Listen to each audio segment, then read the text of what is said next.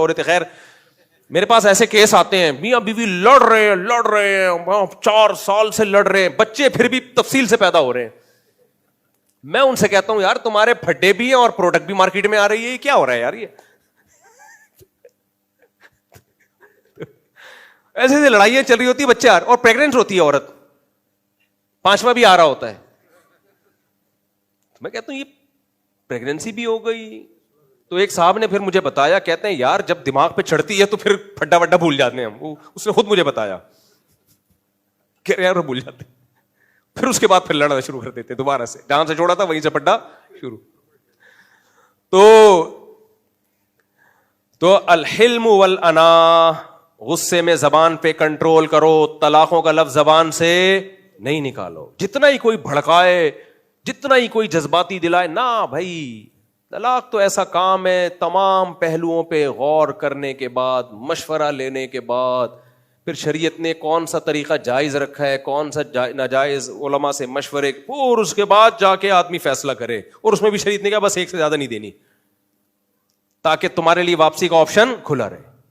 سارے گدھے بنے ہوئے ہیں, دھڑ دھڑ دھڑ دھڑ, پھر مفتیوں کا دماغ کھاتے ہیں, حلال کر دو. بھائی ہم اللہ کے حلال حرام کو کیسے حلال کر دیں؟ ہم کیسے حلال کر دیں یار؟ ہماری شریعت تھوڑی ہے. اللہ نے صاف کہہ دیا تیسری طلاق کے بعد حلال نہیں ہے. اللہ نے تو نہیں کہا اسی مجلس میں ہو یا اگلی مجلس میں ہو. تو اللہ سے جا کے لڑو, اللہ سے جا کے لڑو بھائی, ہم سے نہیں لڑو. اللہ نے کہہ دیا ہے صاف لفظوں میں, ختم.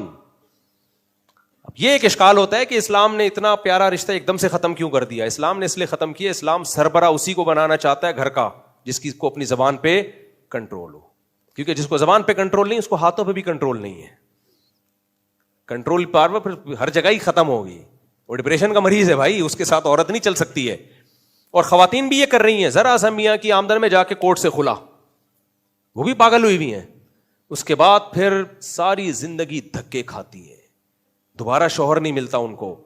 بعض دفعہ تو وہ خلا شہی ہوتا ہی نہیں ہے شریعت کی روشنی میں, اور اگر ہو بھی گیا شوہر نے سائن کر بھی دیے تو پھر دوسرا مرد وہ ویلیو نہیں دے رہا ہوتا. بعض دفعہ کیوں جلد بازی کرو بھائی, یہ دنیا جنت نہیں ہے, اس میں کمپرومائز کر کے زندگی. ہم میں سے ہر شخص چاہتا ہے پورے پیڑے کھاتا رہوں میں بیٹھ کے, سارے مزے دنیا میں ہی اڑا لوں. نا نا نا نا نا.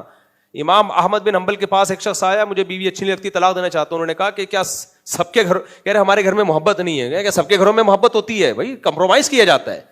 طلاق تو شریعت نے رکھی ہے جب ناقابل برداشت, بالکل اب لگے کہ سر پھاڑ دیں گے ایک دوسرے کا, ڈپریشن سے برین ہیمریج نہ ہو جائے, تب جا کے, وہ بھی تمیز سے.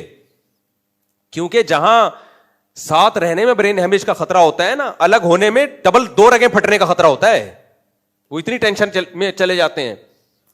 تو ریلیکس ہو کے, علیحدگی کا فیصلہ بھی ریلیکس, ساتھ رہنے کا فیصلہ بھی. نکاح میں بھی جلد بازی نہیں کرو. شریعت نے جلدی نکاح کا تو حکم دیا ہے, لیکن رشتے کو جلدی ہاں کرنے کا حکم نہیں دیا. جیسے